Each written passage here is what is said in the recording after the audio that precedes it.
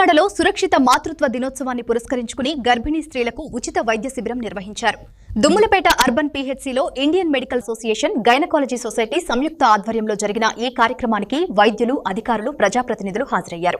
గర్భిణీ స్త్రీలు క్రమం తప్పకుండా వైద్య పరీక్షలు చేయించుకోవడం ఎంతో అవసరమని, తల్లి శిశు ఆరోగ్యం కోసం ఇది కీలకమని వైద్యులు సూచించారు. పేద ప్రజలకు ఉచిత వైద్య సేవలు అందించేందుకు ముందుకొచ్చిన వైద్యులను అధికారులు అభినందించారు.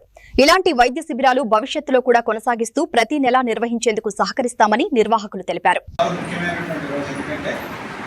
సురక్షిత మాతృత్వ దినోత్సవం కాబట్టి ఇక్కడికి వచ్చినటువంటి మాతృమూర్తులందరికీ కూడా ముందుగా శిరస్సు వంచిన ఆ రకంగా ఏ స్త్రీ కూడా ఒక బిడ్డకి జన్మనిస్తూ తను ఇబ్బంది పడకూడదు అనేటువంటి ముఖ్య ఉద్దేశంతో ప్రభుత్వం ఇటువంటి కార్యక్రమాన్ని అమలు చేయడం జరిగింది.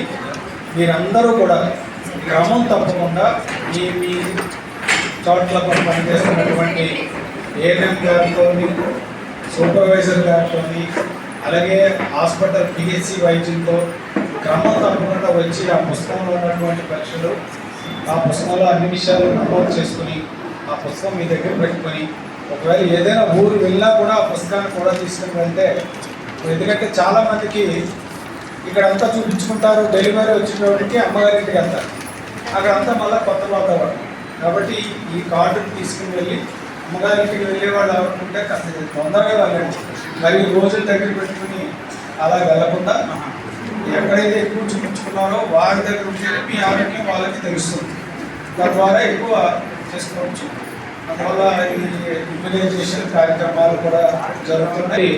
ఏ తల్లికైనా బిడ్డకైనా ఇమ్యునైజేషన్ పూర్తిగా చేయించగలిగితే మరి వారికి ఏ రకమైనటువంటి ఫ్రీ మీల్స్ కూడా ఇవ్వాల్సి లేదు, వాళ్ళ తగిన శక్తి. మరి ఈరోజు ఇక్కడ మెడికల్ క్యాంప్ నిర్వహించడం, అలాగే ఇక్కడికి డాక్టర్స్, అలాగే ప్రెగ్నెంట్ లేడీస్ అందరూ కూడా ఇక్కడ రావడం జరిగింది. అమ్మ యాక్చువల్గా ఎమ్మెల్యేగా రావాలండి, ఇవాళ సీఎం గారు ప్రోగ్రామ్ ఉంది, ఇవాళ విజయవాడ బయలుదేరారు, అందుకు మేము రావడం జరిగిందండి. ముందుగా మన దుమ్ములపేట యొక్క మహిళలందరికీ చెప్పేది ఏంటంటే, మన డాక్టర్ గారు చెప్పినట్టుగా చిన్న వయసులోనే పెళ్ళిళ్ళు అవ్వడం, వారికి యొక్క ప్రెగ్నెన్సీ రావడం జరుగుతుంది.